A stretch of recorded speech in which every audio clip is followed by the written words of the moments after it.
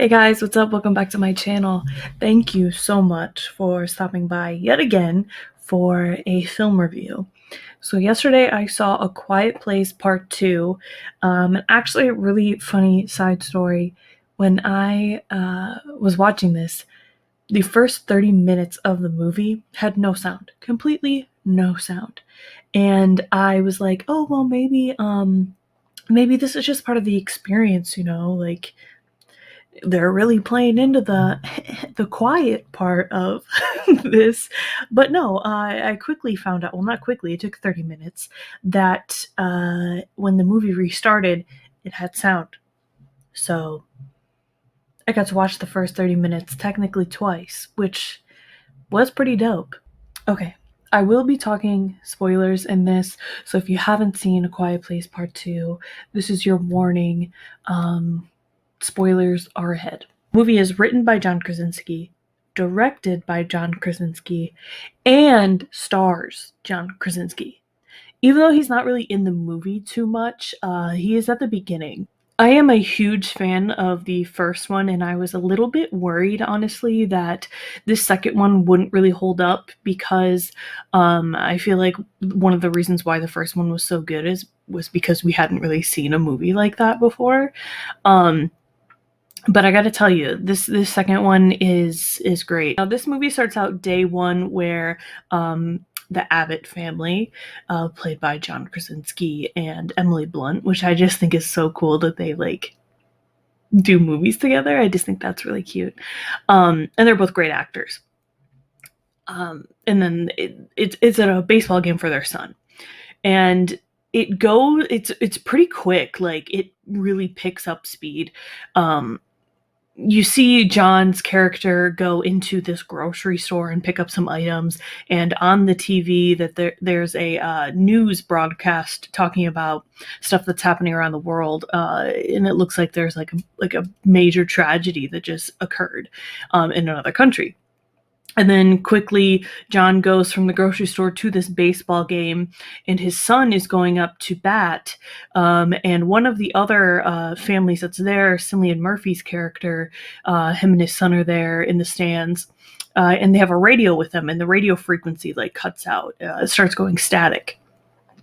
So after that happens, there's it looks like meteors falling from the sky. So that's one of my indications is okay, well, these are aliens, so that's cool. Maybe, I don't know yet. So it gives you a little bit of an origin about these monsters, which I think is really cool, because in the first one you're like, what are these things? Where did they come from? And then of course, everyone scatters and nothing really has happened. You don't see the monsters quite yet, so people are running to their cars, okay, I'll see you guys at home. And it almost seems like John Krasinski's character knows a little bit about what is going on, because before he gets into his truck, then there's a cop car that pulls up behind him and is kind of talking to him, asking him some questions, and you're like, okay, well, maybe he knows about it. And even before then, John Krasinski's character is talking to Cillian Murphy's character and mentions something about, I'm assuming, a neighboring station of some sort. I didn't 100% get to hear what he said, but it does seem like he maybe knows what's going on, a little bit. As soon as they get into this bar area, John quickly tells his daughter shh. He goes shh, and then there's a I'm not sure. I think he's the guy from the store at the very beginning, but he starts praying and John puts his hand over the guy's mouth. So John finds out quickly that you're supposed to be quiet. So I don't know if that's because he knows something or a lucky guess, maybe. And then also, Emily's character and the children are hiding behind a cop car, and they're using sign language or whispering. And I think maybe it's just because they're hiding. But again, I don't know. I don't know if both of the parents know kind of what's going on, or if it's just the father. But I think that was something I picked up on. I was like, oh wait, he might know what's going on here. Yeah, that's the beginning, and I thought it was really great, and then it immediately cuts to right at the end of the first one where Emily Blunt's character just gave birth, and they're leaving their home and traveling. Some of the things that I really enjoyed about this movie were I thought the cinematography was great. The way that other like you'll see when you're watching it, but scenes between Emily and Cillian's character, they cut very well together because they're not all together at the same time.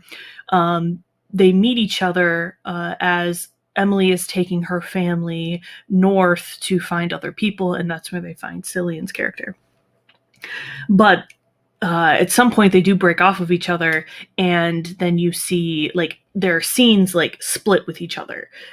It'll be like something involving water with Emily's character, and then Cillian's character is jumping into a lake or an ocean, a body of water. You will.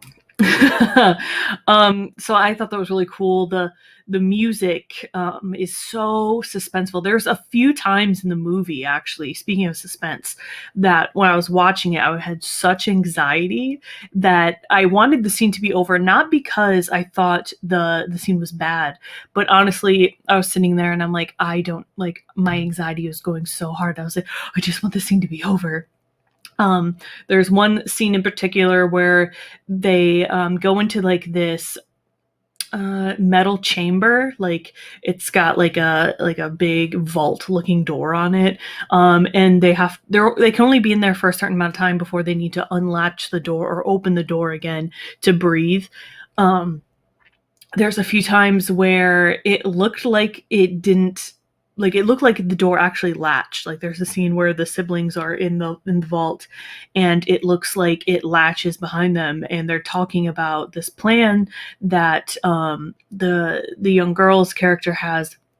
And I'm like, oh my god, are they like, what's going on? Are they going to run out of oxygen? Like it looked like the door had latched, but it didn't, and they opened it. There's another time where the son is in there with the baby, and it actually does latch, and they have to use a depleting oxygen tank from the baby's little basket he's in, and it is so nerve-wracking. Like it builds such suspense outside of the cinematography and just the utter suspense.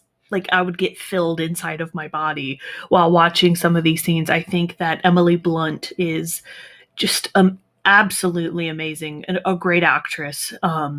She recently said that she thinks that horror movies need to get more awarded during award seasons, specifically citing Lupita and Florence Pugh's performances in Midsummer and Us, which I definitely agree with. And she was just great. Like, there's nothing more badass than seeing a woman with a shotgun. I'm assuming it's a shotgun. I don't know. I don't know guns.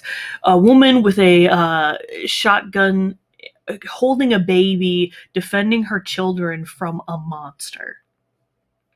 There's nothing more badass than that. One thing I liked, that maybe this is a little weird, but I really enjoyed that the clothing in this movie, and it definitely seems like it's clothing that you would just wear because it's the only stuff you have around. Like Emily Blunt's character is wearing this hideous, like long, I don't know if it's like a long blouse or an actual dress, and then like red sweatpants. I think it makes it more real feeling. And then her son is wearing like this like sweater. It's and then none of them are wearing shoes, and you can see on like the longer their journey goes, the more disgusting their feet get, obviously, and they get like cut up and they get bloody. I think it's a great attention to detail, and maybe that's just me, but I like seeing that throughout the movie. Like if it's like an apocalyptic end of the world type movie, I like to see like them look a certain way at the beginning, and then at the end they just look like super fucked up. I think it just like it immerses you more in the movie, I think, personally. There was one question I had while watching this, is that so these monsters are attracted to noise. I was hearing noises throughout the movie, and it was coming from like birds. Now, I was talking to one of my friends about this, and I'm like, what? I don't understand. If birds are making noise and these monsters are attracted to noise, wouldn't the monsters go to the location of the noise, regardless of if birds, can easily fly away? And there are no land animals in this movie that I could at least see. So hopefully they can explain that a little bit in the next one, because I think that's really fascinating that birds can make a ton of noise, but humans make even the slightest noise and these monsters are pouncing. You do learn a little bit more about these monsters, in their origin, and as well as their hindrances in this movie. So we find out that the monsters actually, they can't swim. So if you're on like an island, they can't get to it unless they get stuck on a boat that drifts to the island. I don't want to spoil like the entire movie, just in case someone like is watching this that hasn't seen it, which I don't know why you would be, unless you like watching spoiler reviews of movies you haven't seen. One thing I disliked a little bit was the runtime. I thought this movie could have been a little bit longer, especially the end scene where they get to their again, I don't want to ruin the whole movie. They get to their destination and they fulfill the journey of this movie. I thought that it could have been a little. I mean, I think it's a great ending. I just feel like there's a little bit at that end that could have been longer. And maybe you'll get the same feeling when you watch it. I just feel like the movie could have benefited by being just a little bit longer. But I also enjoy long movies, so maybe it's just me. So for me, I would give, let's see, I would give it an 8 out of 10. Honestly, I think it's a solid movie. I enjoyed it more than the first one. I think it could benefit by being a little bit longer. No, I feel like I suck at movie reviews because I don't say like what I don't like about it, because like I enjoy most of the movies I watch. Yeah, I definitely think this movie could be a little bit longer. Certain parts seem like cut short almost. Maybe a little bit more in the beginning, like showing them like all getting back together and like going to their houses, or showing people like figuring out that like noise attracts these monsters. I don't know, something like, I think they could probably show something like that in the third one, if we do get a third one. I'm not sure if they have. For this movie, I didn't even watch like any trailers or anything. I just went into it knowing absolutely nothing. All right, guys, thank you so much for watching. Hopefully this was a good review. I don't know. I really don't know what I'm doing with reviews. I just sit in front of my camera and tell you what I thought of a movie. And if you agree with it, cool. If not, whoops. But thank you guys so much for watching. I appreciate it so much. And I will see you in the next one. Bye.